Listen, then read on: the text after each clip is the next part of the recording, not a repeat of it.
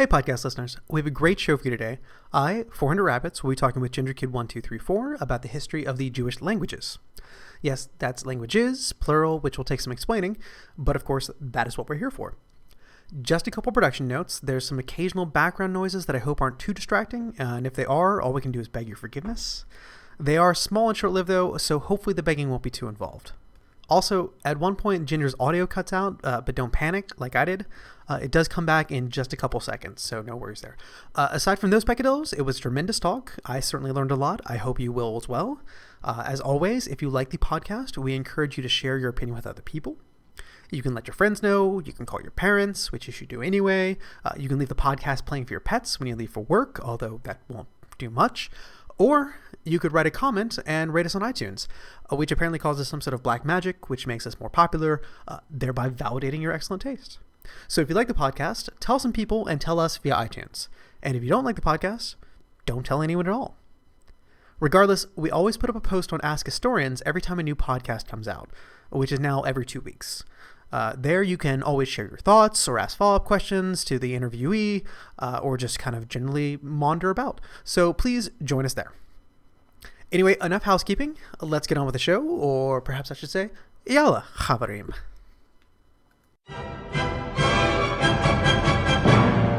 Welcome to the Ask Historians podcast. Hello and welcome to the Ask Historians podcast. I am your host, 400 Rabbits, speaking here with Gingerkid1234, who for purposes of not having to go through that all the time, I'll just call Ginger. Hello, Ginger. How are you? Hey, how you doing? Good. So, Ginger, today we're talking about the Jewish language, which I guess most people would call Hebrew, but as we go through, I'm sure it's going to turn out to be a bit more complicated than that. So, what led you to be interested in this subject? So, I got interested in this partly because I am Jewish, and Jewish languages have been sort of a big part of my family's history. My grandparents spoke Yiddish, but that didn't continue to my father's generation. They only spoke English. So did you not grow up speaking any Yiddish, or even with your grandparents? Nope. Well, a few words, which in sort of an interesting way, we'll probably end up talking about later on, but I've sort of basic, simple sentences of vocabulary that's not real substantial. So just kind of a smattering of kind of grandparent talk, which I'm sure anyone who is kind of a second or third generation immigrant or came from a non-English speaking background would understand. Yeah, I do speak Hebrew. I went to Jewish day school for most of my life, so I've been learning Hebrew since the age of 5 or so as a second language. And so that's did you do the classical birthright trip or year in Israel, anything like that? I did a semester in Israel when I was in high school. Oh, that's nice. Yeah. So I kind of have my Hebrew is decent. Yeah, I had a friend who did spent a summer moving rocks in the Negev and came back basically just speaking Hebrew curse words, which I guess is appropriate. So the question we have, I think, to start off with is, where does the Hebrew language come from? What's its background? So in terms of what other languages it's related to, how it evolved, Hebrew is an Afro-Asiatic language. It's very distantly related to languages like Berber and ancient Egyptian. And there's some others spoken in North Africa that it's more distantly related to, but it's more specific, narrowed down family as the Semitic languages. This is a grouping of languages in the Middle East. The best known one of these is Arabic. But there's also Aramaic, which we'll be talking about a bit later, I think. Several languages in Ethiopia. It's got a bunch of languages that are kind of throughout the Middle East. So how far back do these languages go? I mean, when can we first say that there's an actual Semitic language group that branches off from, the rest of the Proto-Indo-European morass? So it's not Proto-Indo-European. It's Proto-Afro-Asiatic. Correction already. But the Afro-Asiatic languages, dating them is very difficult because they seem to be very old. I don't know of a good date for Semitic. It predates anything you'd find in writing by thousands of years. So, do we have an earliest, say, written or inferred example for what we would call now Hebrew, or kind of a Proto-Hebrew ancestor? So defining what exactly is Hebrew is kind of difficult. Hebrew is very closely related to a few other languages called the Canaanite languages, the best known of which is Phoenician. But there are several more, like Edomite. They're very close. They're very similar. If you can read one, you can probably read the rest of them. So do they share kind of? So at what point do these written languages diverge from each other? In terms of how the written script is, you can start to see differences. I guess a good benchmark is around 1000 BCE. You start to get some different words. Hebrew has some specific vocabulary, but they're still pretty similar. That's kind of when you can start talking about Hebrew as a language. Yeah. So, go ahead. Yeah. So the earliest inscriptions of Hebrew are from, particularly old ones from the Gezer calendar, which is I think 7th century BCE, if my memory is correct. And where's that from? It's from Israel. It's from Tel Gezer, okay, along the coast. So how did these languages, the Canaanite languages, diverge and develop over time? And if you could you talk about a little how linguists kind of reconstruct these divergences? Yeah, definitely. So Semitic languages in general have a very sort of distinctive grammatical system, which is how they're grouped together. Just to give sort of a background for those who might not be familiar, because it's interesting, the way it works is that your basic word function is made up of a root of consonants, and then you plug vowels and prefixes and suffixes onto those consonant meaning roots, and you can conjugate it in different ways. You can make up different words, and because of that, you have mostly consonants in the written language. So it's easiest to track consonants through the history of Semitic and Canaanite languages. So you have what makes Canaanite languages different is that they've got a particular set of consonant shifts. If you look actually on Wikipedia, it has a great chart that shows every Proto-Semitic reconstructed consonant and then what it becomes in each of the daughter languages. So the way that works is essentially linguists compare basic vocabulary words that are cognates in all these different Semitic languages and figure out how how they would have diverged, which consonants kind of make sense to become which other ones, which ones merge in one language, which ones diverge in another. It's really interesting stuff. The Canaanite languages in particular share a specific set of consonant mergers, and they also share a very typical vowel shift. So when we're talking about a distinct Hebrew language, who are we talking about speaking this, and really when was it the common vernacular of everyone? In terms of a Hebrew language you can talk about, you're mostly looking at after 1000 BCE, but you can paleographers can kind of start to tell when it becomes different than the other Canaanite languages a bit earlier. I believe the standard benchmark is 1200 BCE. And so how long was it a vernacular then? So if that's the right word. Yeah, so as long as there is an Israelite or Hebrew or Jewish people in the past, they're speaking Hebrew. When exactly the Israelites become the Israelites is a difficult question that isn't another really question answerable. Altogether. Yeah. But Hebrew is the standard spoken language until about the until the Persians conquer most of the Middle East. It's the unchallenged vernacular. And this is in the Persian conquest. We're talking about around what time? 6th century BCE, I believe. Okay, so this is your Xerxes and your Cyrus and your Dariuses and all that. Yeah, actually I believe it's the Cyrus would be your guy. Oh, well, he's pretty great, I've heard. So at that point, with the Persian conquest, do you see a more common spoken language using whatever the Persian dialect of that time was, kind of displacing Hebrew or working alongside it? So what starts to happen is that you actually don't get what the Persians spoke, you get Aramaic, it was a very widespread language in the Middle East, particularly in Mesopotamia.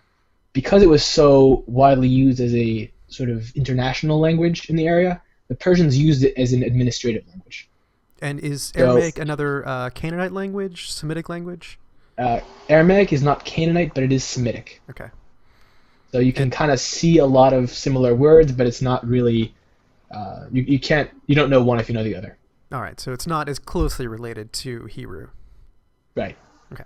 So and gradually over time, starting then, you get more and more Aramaic spoken and less Hebrew, which is a process that takes centuries.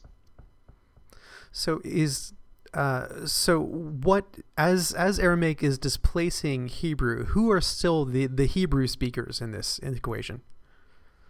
Well, it's a slow process, but the very last Hebrew speakers seem to have been people in Judea. That's kind of the area south of Jerusalem.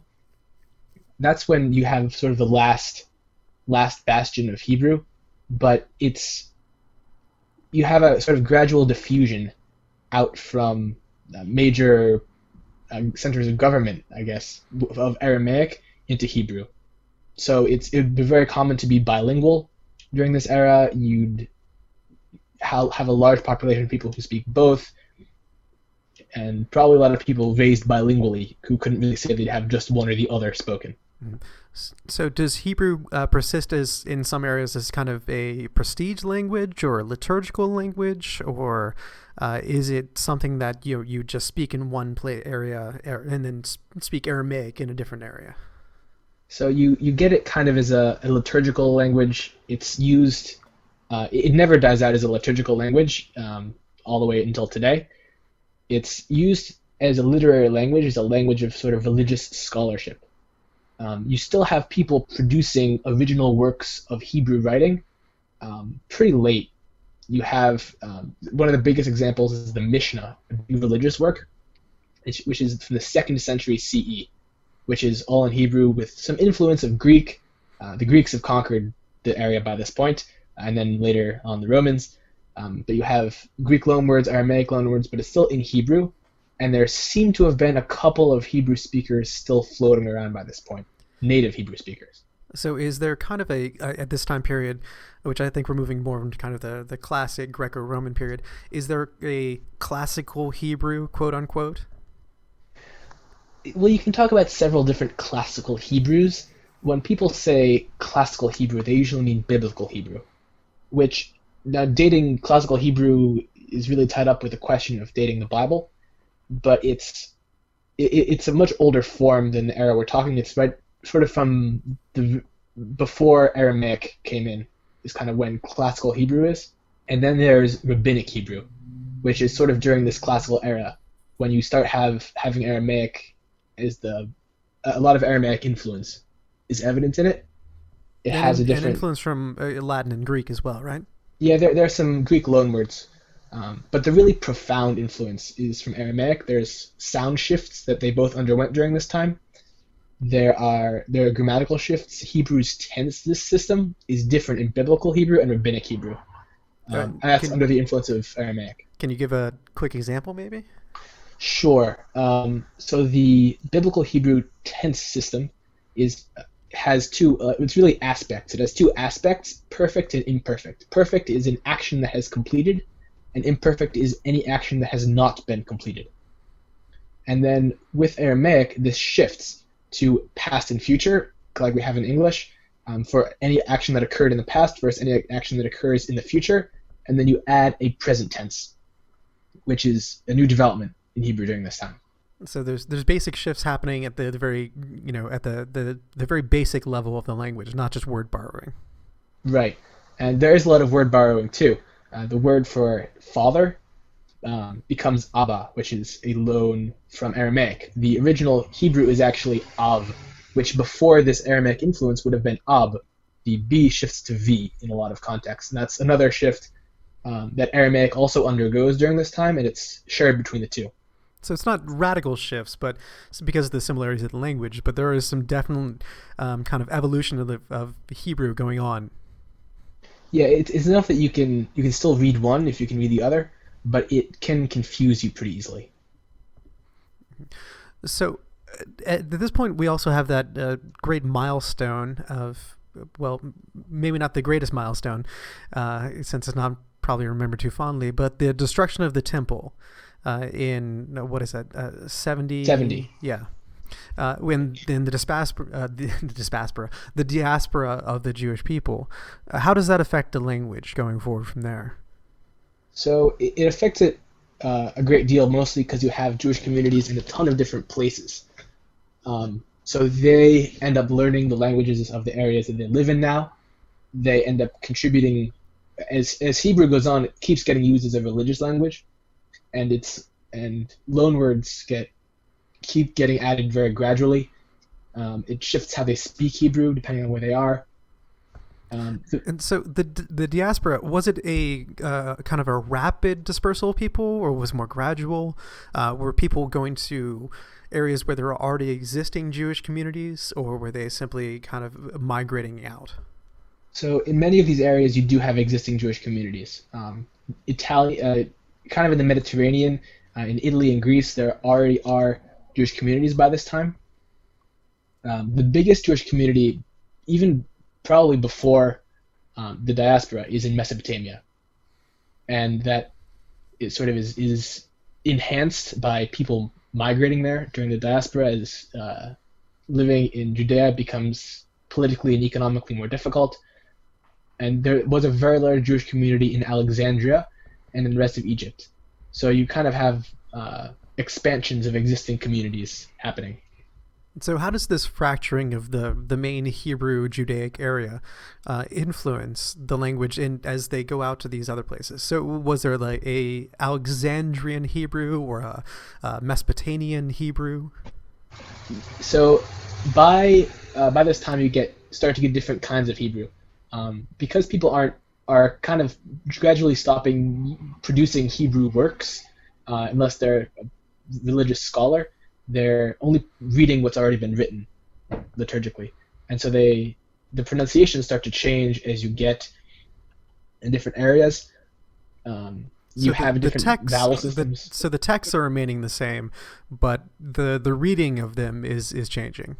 Right, and as you to kind of skip ahead to the end, if you look at a couple different more modern systems of how liturgical Hebrew developed, they're not even recognizable anymore.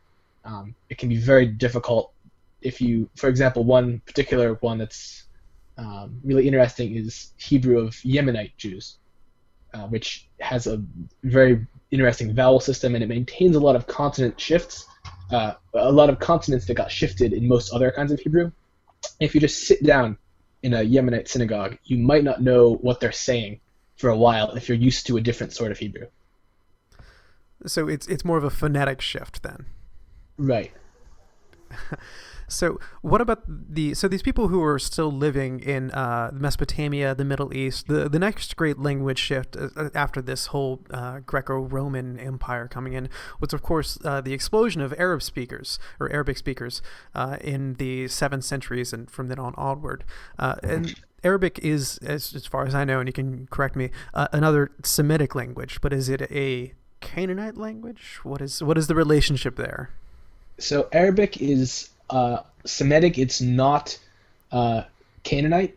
It's do we even can we even speak of saying there being a Canaanite language group at this point, or is it simply basically just Hebrew?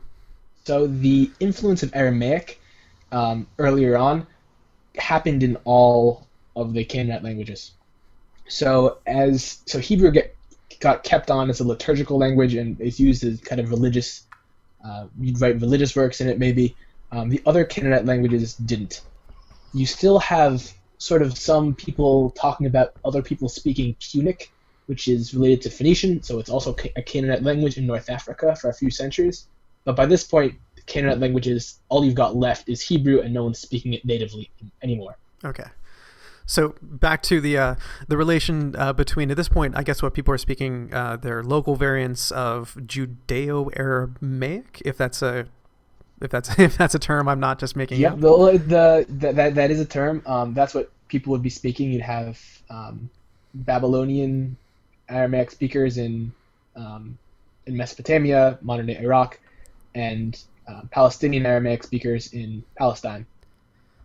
So then you have this influx of Arabic, and how does that change the language being spoken by Jewish people at that time? So Arabic begins to kind of push out Aramaic in a lot of the territories in the Middle East, a process that continued for centuries, and it's just kind of wrapping up now. What you have developed is you have Jewish Arabic varieties. They're generally based on whatever the local Arabic is, but with particular characteristics that occur because they're spoken in the Jewish community. So what are those characteristics? So there are three really obvious ones. The most obvious is that it's written in a variant of the Hebrew alphabet. It's not written in Arabic script, which makes it pretty distinctive looking from any other kind of Arabic. So was there influence on this variant Hebrew alphabet from the Arabic script? A little bit. The sort of the handwritten script gets more cursive-y. I'm not really sure how to describe it. I think everybody knows the kind of swooping, looping Arabic script is, yeah. Yeah, so you get a bit more of that in written Hebrew. It also affects how people, in terms of how Judeo-Arabic is spelled, they're using the equivalent letters in Hebrew as in Arabic. So they're kind of using the same, things are spelled the same as in standard Arabic, but they're in a different alphabet. Okay. And were there loan words coming into the language as well at that point? Yeah, so you have a degree of loan words from Hebrew and from Aramaic. Now, most of these would probably have been religious terms, things that Arabic may or may not have had its own word for. But you have it's hard to track them because exactly how people would have spoken it conversationally may be different.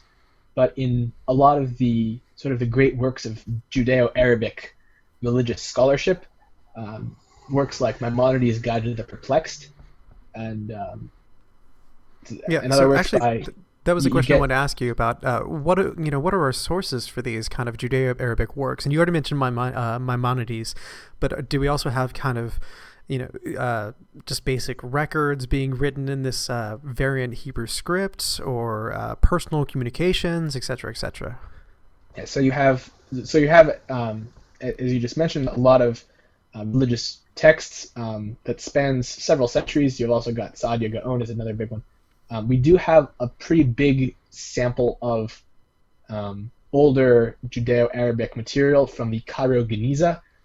For those who might not know, a Geniza is a repository where you put books. In Judaism, you're not supposed to throw away texts with God's name in them, and so you instead put them in a storeroom, essentially. And in Cairo, there was a storeroom that had been used for hundreds and hundreds and hundreds of years. So it was found by some researchers who kind of went through it. And you've got a lot of Judeo-Arabic material in there. But you don't have to go that far back because there are still native speakers of Judeo-Arabic around. Not as many as there used to be, and they're not really using it anymore. But we could ask them. So could we hand someone a work from this repository and say, hey, what does this say? Or yeah, you could find them and ask them, I guess. Is that variant script still in use, or is it just simply the language? Well, no one's writing a whole lot in it anymore, but people still can read it who use it academically. There are people whose job it is to translate Judeo-Arabic stuff. You could also, someone who was a native speaker of Judeo-Arabic might be able to figure it out. And if you know both Hebrew and Arabic, you can usually get most of the way there. Okay. So returning to the past, so at that time, was that Judeo-Arabic, was that a kind of a signifier of identity, or were there more distinctive markers? I think a lot of what people think about in the this kind of medieval period is that Jewish people living in kind of European ghettos, all looking like modern day Hasids, with the side curls and the hats, etc. Was that the kind of Jewish identity at the time, or was it more integrated, at least in this kind of expanding Arabic world? So it varies a whole lot by time and place. You do have communities who are distinguished by things like side curls. That was a distinguisher at times in Arabic-speaking countries. But it would be part of your overall identity of peoplehood, I guess you'd call it. You might not be, an outside observer might not be able to tell, but you'd know, walking into a store, hey, that guy walking in my store is Jewish because he's got that funny accent. And that's true. In Baghdad, for example, there were historically distinct Jewish, Christian, and Muslim Arabics that you could, readily tell the difference between them. And so was this from kind of distinct communities within Baghdad? So, if you went to like 9th century Baghdad or 10th century Baghdad, could you, ask directions for your closest kosher deli?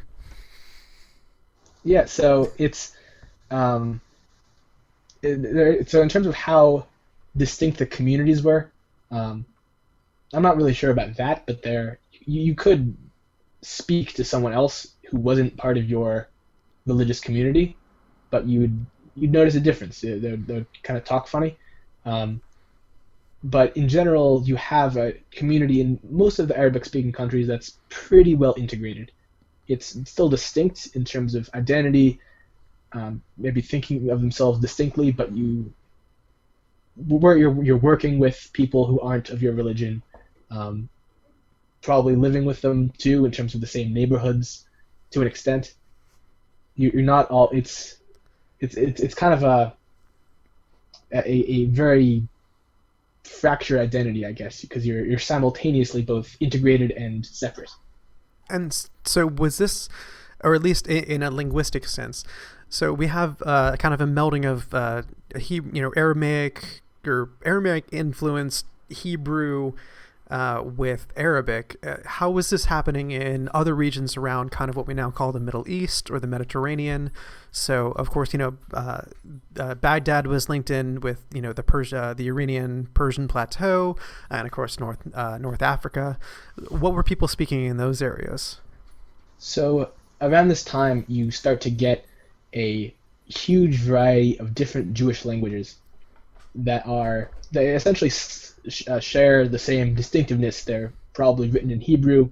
They've got some Hebrew words, and maybe over time they differ a little bit. Judeo-Iranian was spoken in modern-day Iran and kind of the surrounding areas. Pretty similar to Iranian, but it's written in Hebrew alphabet. Even in places kind of further out, you have Jewish languages in India that are spoken a bit later on. In North Africa, there's Judeo-Berber, which is the Berber language that's written into the Hebrew alphabet, and it's got Hebrew loans. There's sort of some, I guess, repetitive themes that kind of start to emerge like that.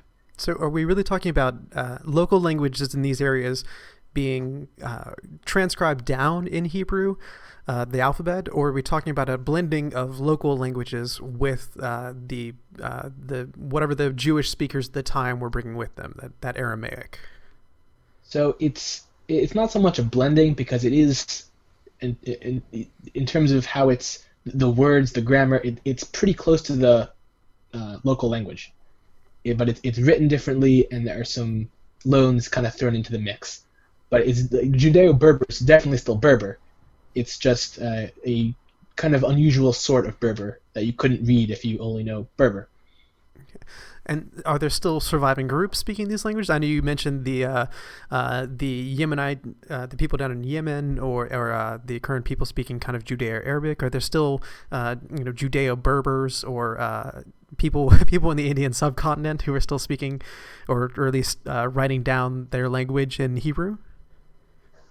So you have, for Judeo-Berber, I believe there are still some speakers left. Most of the speakers of these languages tend to be elderly and living in Israel.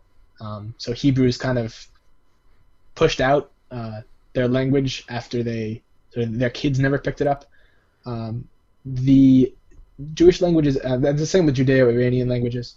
In India, they're kind of the Jewish languages in India actually are usually written in the local alphabet, not in the Hebrew alphabet, which is a bit unusual for these languages, but they're mostly known through loanwords in liturgical texts. And there are still some speakers of them, but exactly when a Jewish language ends and a local language with a few special words for Jewish context begins is kind of a difficult question to answer. Okay, so what about the kind of I think the two big variants that I think most people would know. The first being Yiddish, and the second, which I don't know if quite so many people know, which is Ladino. Where do those fit into this kind of diaspora of Hebrew people around the globe? So Ladino specifically is a Romance language. It's very closely related to Spanish. What you had historically is during the Middle Ages, really during the early part of the Middle Ages, Jewish communities sort of dispersing outwards from the Mediterranean up into, say, Spain, or into modern-day France or Germany, and sort of carrying with them, they're still using their sort of Jewish words from Hebrew, especially in religious contexts, but they're moving into these new areas. They pick up the local descendant of Latin. So there are a whole bunch of these Romance languages that are Jewish. There's one in Italy. There's a couple in modern-day France. And Ladino is the one that developed in Iberia.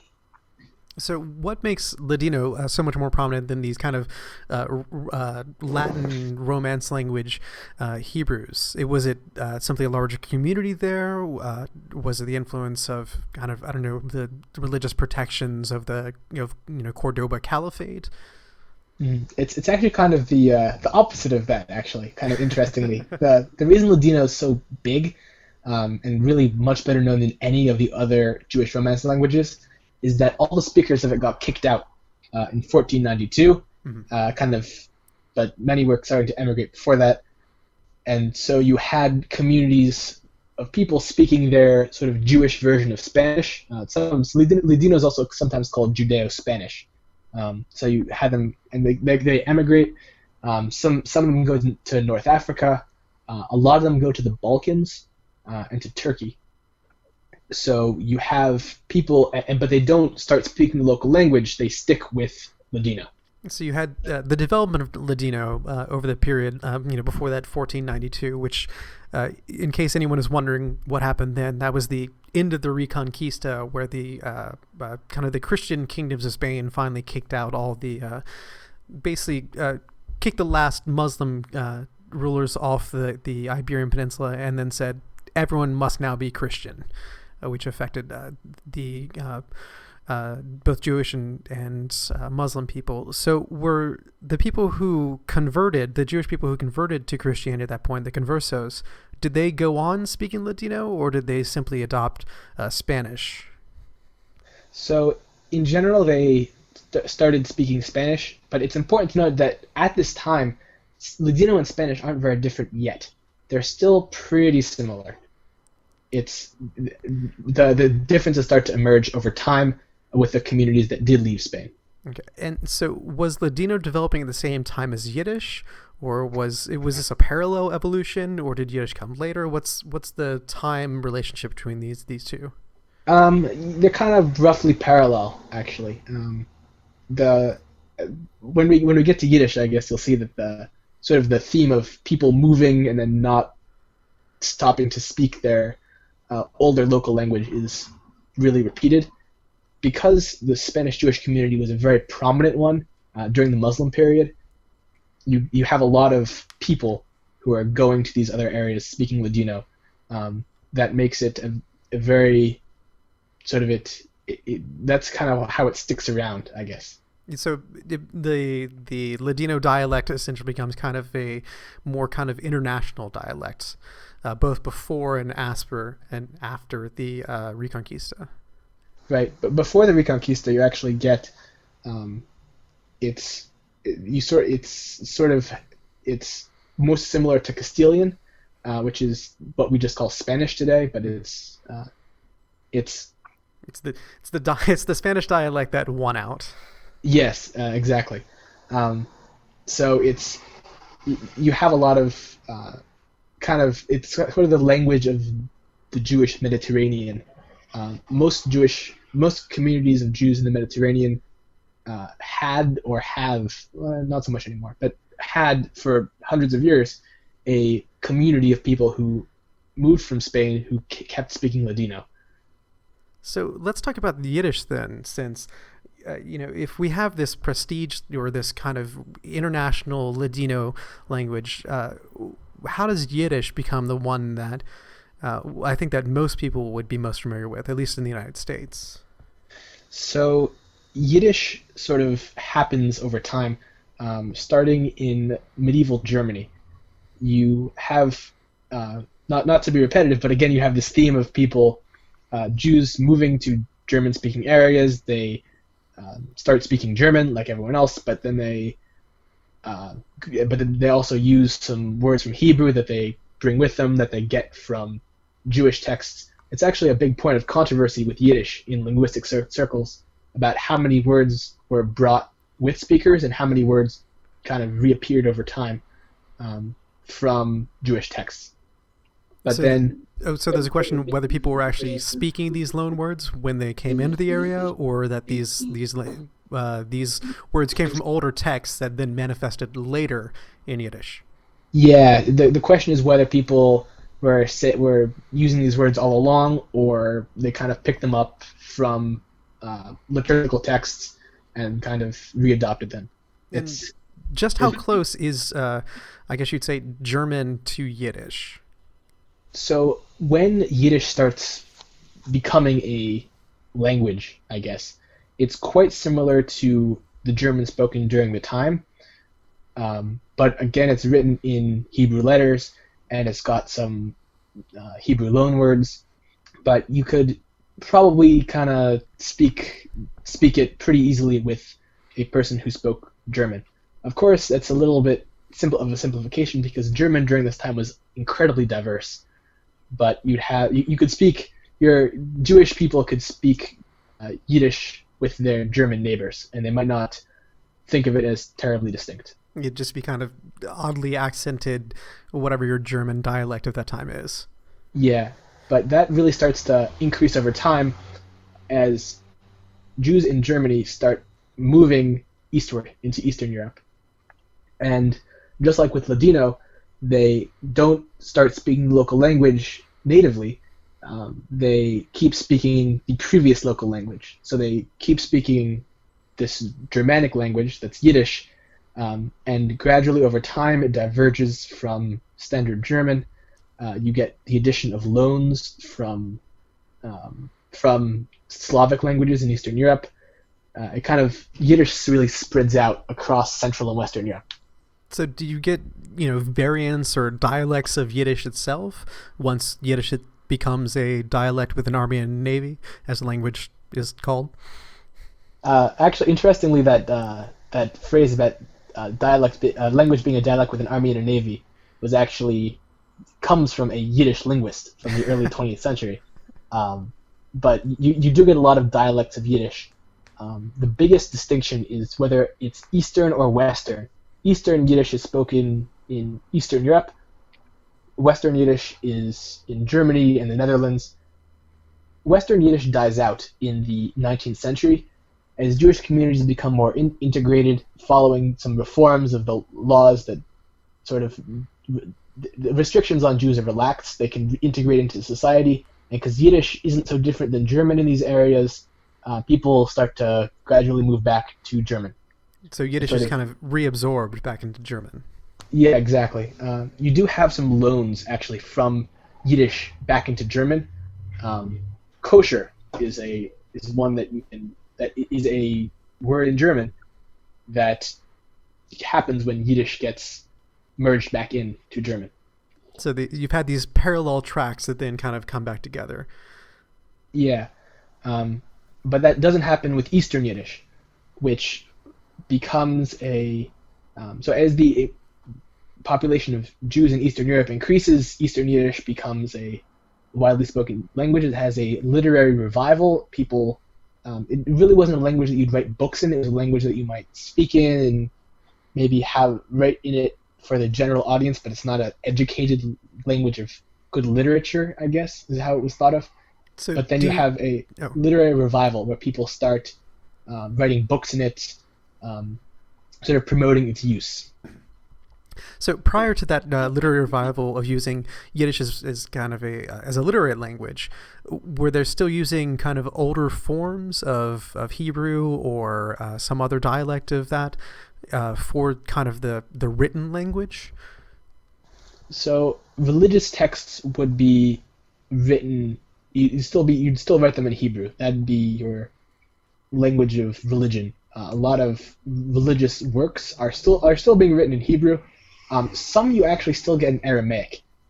Aramaic kind of, for some reason that's kind of hard to understand, gets sort of fossilized as sort of the common language of Jews, even after no one actually spoke it as a common language. So you could get kind of a threefold distinction of Jewish languages. You'd have Hebrew and Aramaic and then Yiddish. And the secular works you could write just in the local language. So if you were getting bar mitzvahed in, 19th century Eastern Poland, and you were reading from the Torah, what would the Torah be written in? So the Torah is written in Hebrew. Okay, that never changes then. Yeah, the liturgy is, so the way the liturgy develops is it's standardized in the era of rabbinic Hebrew. So the liturgy is all Hebrew. You have bits of additions in Aramaic, and then you also have, but you do gradually have other liturgy getting written in other languages. So there are prayers that people kind of threw in over time that were in Yiddish, and a few are still printed in prayer books occasionally. So maybe I guess the parallel would be if you're a kid getting bar mitzvah in Eastern Poland in the 19th century, you'd be reading from the Torah in Hebrew, you'd be saying your prayers in Hebrew and a bit of Aramaic, but then you'd kind of talk to your friends afterwards in Yiddish, and then maybe the next day, if you went to work, even if you're 13 or maybe you're working young, then you're speaking Polish with everyone else who isn't Jewish in the community. Sounds confusing. Yeah, you really get some profound multilingualism during this time, because you do have places where there's more than one local language on top of Hebrew as a religious language, and then you have Yiddish as the Jewish language, and then maybe you have Russian as the language of government, and Polish, and maybe also Ukrainian as a local language, or Lithuanian. You get it's a huge diversity, and that's true really in a lot of Central and Eastern Europe during this time. So when Yiddish finally makes that jump to being the literary language as well, is there a specific work or group of works that kind of standardize or push Yiddish into that kind of more prestigious, cement solid written language? Is there like a Yiddish divine comedy? So you have so from earlier you have sort of popular works that aren't meant as high literature that become the Yiddish literary canon. Probably the best example is a text called Bovo Buch. It's an older romance. But sort of during this revival, the big work is Shalom Aleichem, who wrote what would eventually become Fiddler on the Roof. It's a series of short stories written in Yiddish, and it was written during the end of the 19th century. And so that kind of standardizes the language at that point. To an extent, that's when you have standardized what the written language is. The written Yiddish is based most closely on what's called Northeastern Yiddish or Lithuanian Yiddish. What's kind of confusing is that Lithuania in Jewish context doesn't mean Lithuania in non-Jewish contexts. What is Jewish Lithuania then? It covers modern-day Lithuania and much of Belarus, some of Russia, some of Poland. because borders were constantly shifting during this time, people were moving around. The borders in Jewish sort of consciousness weren't always the borders in modern political consciousness. So I think there's a famous anecdote, or not really famous, but of two diplomats talking about what the borders of Lithuania will see, and making a joke about, well, it should be everywhere that Yiddish speakers call Lita, which is the Jewish word for Lithuania, which is a huge area. But you have kind of a basic dichotomy in Eastern Europe of Northeastern Yiddish and Southeastern Yiddish, which is Lithuania and Ukraine, I guess is the equivalent, but there's also Poland in there, and the borders kind of are porous and move around. It's really interesting questions of sort of internal, within Jewish identity, what sort of sub-identities you have. But anyway, the standard written language is based on this Northeastern Lithuanian Yiddish. While for other contexts, you have other standards. For Yiddish theater, the standard is actually Southeastern Ukrainian Yiddish. But it's based closely on this Lithuanian Yiddish. You have it's never quite gets standardized. You still do have some spelling differences. Because it's used in the Hebrew alphabet, it's not. There's some difficulties rendering certain sounds, certain sequences of sounds in the Hebrew alphabet, and that's kind of where you get some divergence still today.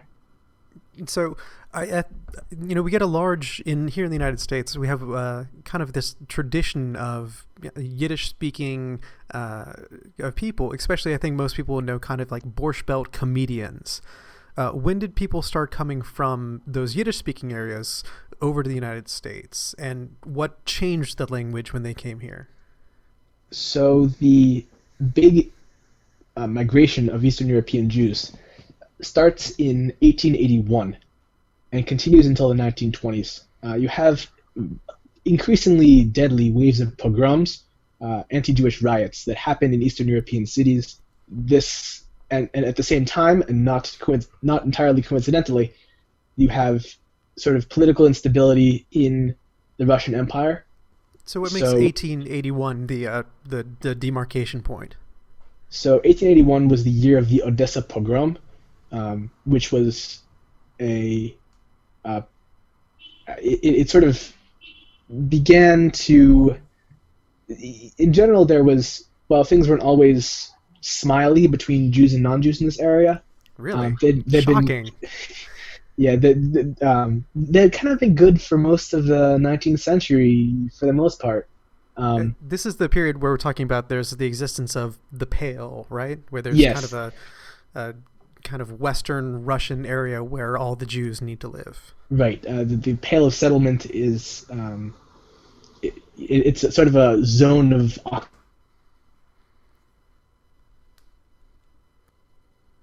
Have the bulk of these speakers, and in 1881 you have the first wave. It's not just Odessa, but that's the biggest one. But you have a whole bunch of pogroms happening in this area, and that's sort of the sort of thing that if any of our listeners are familiar with Fiddler on the Roof, when people come on horses and break everything, that's what it looks like. So people start to leave. America is kind of the major destination. And that continues. You have successive waves of pogroms, kind of around the turn of the century, particularly sort of infamous ones in Kishinev, which is today the capital of Moldova, I believe. And sort of it's. If there are any Moldovan listeners, please call in now and let us know if that's the capital. Yeah, it's pronounced differently in Moldovan, I'm sure, but that's sort of just to give you a geographic sense of how big this Pale of Settlement was. And then of course a lot of different ethnicities were moving to America during this time. So this is not, really. It's not uniquely Jewish at this point. Right. Perhaps what is that if you're say Italian and moving to America, you can go back and you won't have people riot and burn down your house the next day. But that's a big concern for people leaving Eastern Europe. It's a more defined one-way trip. Yeah, there were a significant portion of immigrants in general to America did return, And there are Jewish immigrants from Eastern Europe who returned, kind of went back and forth, but it's not very common. When they do get to America, I think most people think of, the biggest Jewish community, of course, being in New York, and specifically New York City. Was that an early migration pattern, and what brought them there? So New York has a Jewish community pre-established before this major migration, but it's in general that the pattern is that you get migration to big East Coast cities for the most part, because it's essentially where people can get ship tickets to. So New York, a huge port during this time, probably the biggest destination for immigrants. Boston, Philadelphia, Baltimore, they all kind of participate in this wave of immigration. So I would think that at this point you have lots of Jewish people speaking lots of different dialects and languages coming and I guess grouping together. Is there kind of an intermixing of these dialects in the United States, or is one more predominant? So it really depends on your. You have predominantly the main one that's around today is Ukrainian Yiddish. The standard's still based on Lithuanian Yiddish. If you learn Yiddish in school, it'll probably be Lithuanian Yiddish, but kind of the standardized variant of it. But it's based mostly on where your ancestors are from. But people do kind of use standard Yiddish as a vehicle, maybe if you have a mixed dialect family.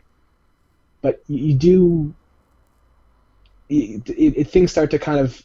You have a lot of English words coming in during this time into people spoken Yiddish because they're living in America, and perhaps as their kids grow up and start speaking English natively. There are a couple of words that have been so thoroughly displaced in Yiddish by English words that no one really knows the original Yiddish ones. The word for window in Yiddish is vinda, which is sort of window but spoken in a almost exaggerated Yiddish accent, it sounds like. Perhaps a funnier example is the word for skirt. The word in much of American Yiddish for skirt is skoit, which is the approximation of how you'd say it if you lived in Brooklyn. And then you have also things happening in the other direction. You have Yiddish words being sort of not dying out as people start speaking English, and actually spreading to the American community in general. So some words that people might know, people might use without even knowing their origin are spiel is a well-known one, schlep, schmuck, a lot of words that begin with sh and have consonants after. Yeah, I'm schwitzing thinking of some other examples. Yes, exactly. It's in general words that you have consonant clusters that couldn't exist in English. There are no English words that aren't Yiddish, or that predate this, that begin with like schwitz. That's not a consonant cluster that English had, and then you have it added with these Yiddish words. And there are some words that are still used mostly in the Jewish community, and with sort of more limited use outside. But there's a continuum there. If a couple weeks ago on Jon Stewart, they talked about the word chazarai, which is not a word that's common in general American English, but it's somewhat more common in the English of Jews, and there are a lot of words that are sort of have to do with religion, that the people stick with the Yiddish ones and don't change over to the English ones. So a lot of people in English call their synagogue shul, which is from a Yiddish word, but they won't say temple, which is specific to one denomination actually. They won't use temple, they won't use synagogue, but they'll still keep calling it shul. Or instead of talking about praying, they'll talk about davening. You have sort of these words that don't change over. And so presumably there's some code shifting going on where, you might tell your Jewish grandfather that you're going to shul, but you might tell your, non-Jewish friend that you're going to synagogue. Yeah. And exactly what people call their place of worship is actually interest, because you have temple, synagogue, shul, and you also, for a lot of these, have sort of dueling Yiddish or Hebrew terms. In some cases, they're actually the only difference is whether the Hebrew came through Yiddish. So whether or not you, for example, there are three greetings people might use to greet other people on a Saturday morning in Shul. They might say to someone Shabbat Shalom, which means a Sabbath of I think peace in someone's Hebrew. calling to say hello to you is where I know. Yeah, I got people might say good Shabbos, or the more Yiddish Gut Shabbos, which means a good Sabbath. People might also recognize that again from Fiddler on the Roof. So at this point, do we actually have in the world? Do we have people who are speaking Hebrew as a primary language? So Hebrew, around the same time as the Yiddish literary revival, you have a Hebrew revival. Now this is explaining the full context behind this is pretty complicated, but That's what we're here for. Exactly. You have a sort of a Zionist movement in the late 19th, early 20th centuries to establish a Jewish homeland, but part of that larger ideological concept is a revival of Jewish culture, and many of them saw Yiddish as being an inferior language. It's the language of the diaspora. It's not really the language we were using by choice. We're only using it because we were kicked out of Judea in the first century. So people start to reclaim Hebrew. People start to write things that aren't just religious in Hebrew. In the late 19th century, a guy named Eliezer ben Yehuda actually started speaking it as his native language. He only allowed his son to speak Hebrew, and his son was the first native-speaking Hebrew speaker in thousands of years. And where was this? Was this over in the area of Palestine at that point? Yes, this is happening in then it's the Ottoman Empire. The Palestine is sort of a sub part of the Ottoman Empire as it's kind of shrinking, and you have people start to move in and speaking Hebrew is a sort of a matter of ideology. And you have not speaking Hebrew as a Jew actually becomes controversial.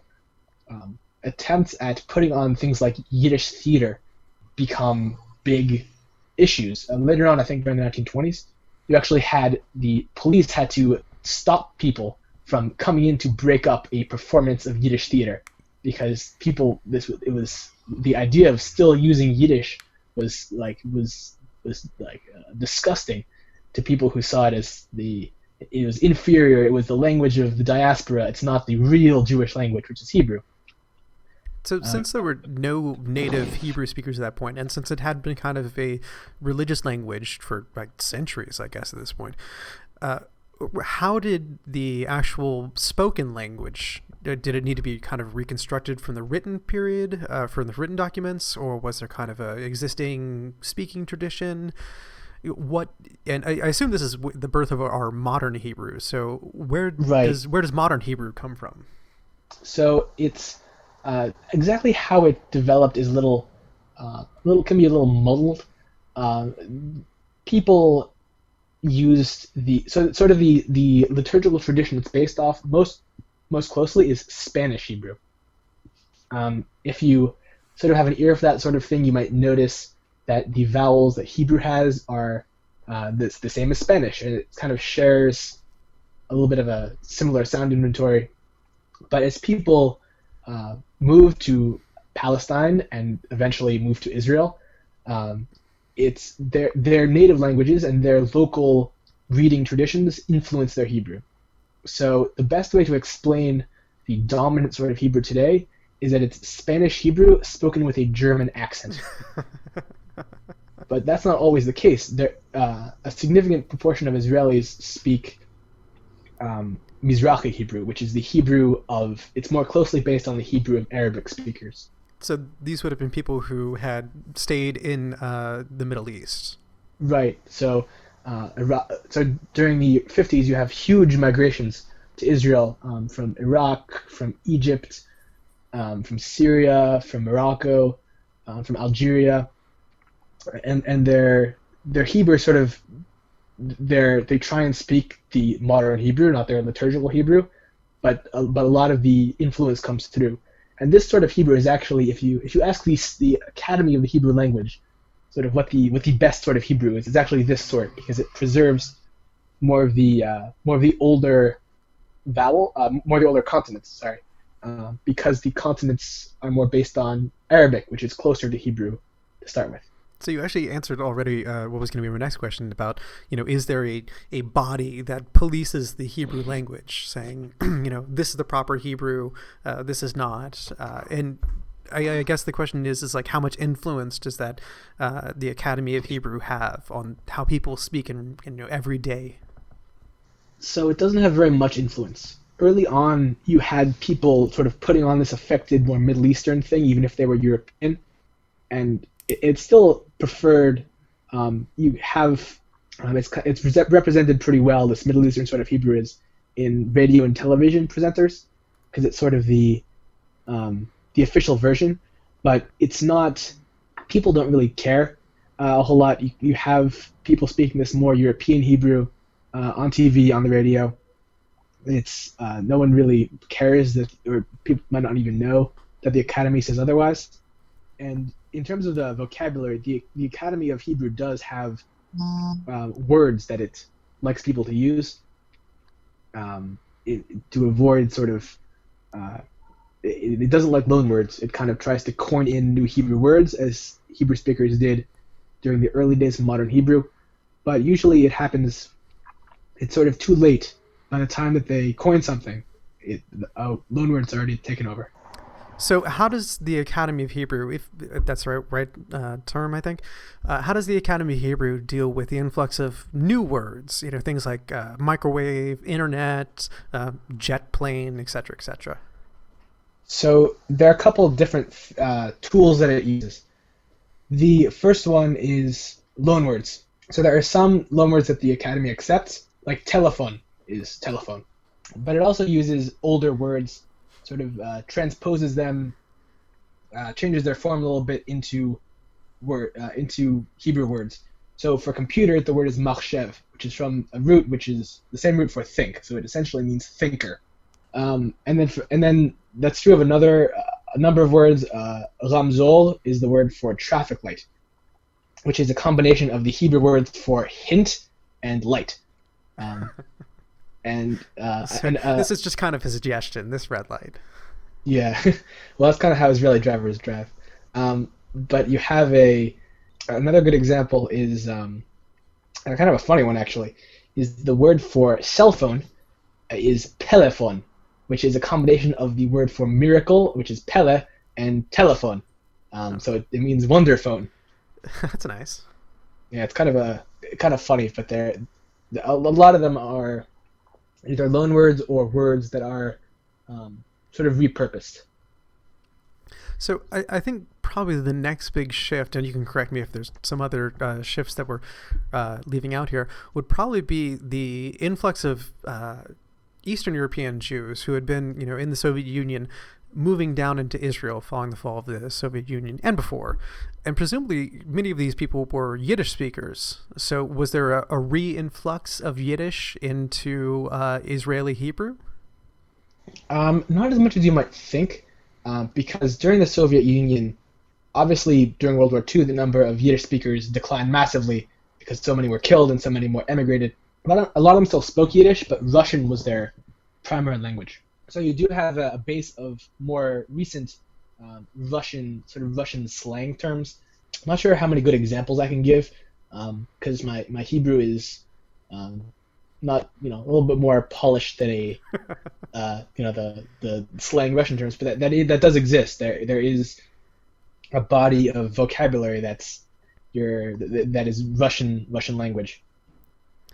And so how is the kind of the formation then of a standard Hebrew influence other, this diaspora of Hebrew speakers? I mean, is it affecting people who are Yiddish speakers in the United States, or people who, those Yemeni Hebrew speakers down in Southern Arabia? Does it have a back influence on them? So it has an influence really on everybody. A lot of people start to drop their liturgical Hebrew traditions from their different places and start to just use modern Hebrew. That happens in a lot of these sort of people whose ancestors are from Arabic-speaking countries who now live in Israel. They'll use the standard Israeli pronunciation. It's very common in America. But you also have loan words from modern Hebrew that get brought over into the American English spoken by Jews. And you have words like balagan is one that you can hear if you hang around a Hebrew school for long enough. It sort of means craziness. And where does that come from? That is, I think that might be it might be an Arabic loan actually into Hebrew. I'm not entirely sure. One that definitely is an Arabic loan into modern Hebrew, which then gets loaned into sort of English among Jews in the U.S. is yalla, which means sort of let's go, which is used not a little bit kind of sparingly, but it's around, and it's an Arabic loan into modern Hebrew, which is then loaned into the English of Jews in the U.S. So I think that catches us up to the present day of the history of the Hebrew language. Are there any other important topics that we may have glossed over? Well, sort of one thing that we kind of noted before, but I wanted to, I guess, expound on it a little bit is sort of I've mentioned kind of the English of Jewish communities in the U.S. And that's something that's a really sort of interesting topic of scholarship on its own. Is this Jewish English? It's a really interesting question of definitions. When does a language become a Jewish language and stop being just a regular language spoken by Jews? Because you can identify a number of unique features that are typical of English within certain Jewish communities that aren't shared elsewhere. And so that's kind of how you get these older patterns of Jewish language continue today with English in the U.S. All right. Well, thank you, Gingerkid1234. And before we go, you are somewhat well known for telling terrific Jewish jokes. Do you have one in particular you want to share? Well, one good one is the story of two Jewish guys who are walking down the street, and they see a sign in front of a church that says, "Convert to Christianity, get $100." And the first Jewish man says to the second, so that's a lot of money. I could use $100. Should we do it? And the other one says, "No, are you crazy? We've been Jewish our whole lives. This is our heritage. Our families are Jewish. How could you even consider this?" And the first one says, "Yeah, I'll try it anyway. I could use $100." So he walks into the church, gets baptized, comes out, and his friend says, "So, did he give you the $100?" And the one who converted says, "Is that all you people think about?" Once again, proving there's a fine line between a joke and a hate crime. All right, Gingerkid1234, thank you for talking to us today on the Ask Historian podcast, and we'll hope to have you back again to talk about some other topics on this. For anyone listening, you can always find us at reddit/r/AskHistorians. You can also find us on iTunes. We're on Twitter at AskHistorians. And we have a Libsyn page, which if you go to the Ask Historians website, that's at /r on Reddit. You can find all of our podcasts archived there. Thank you very much.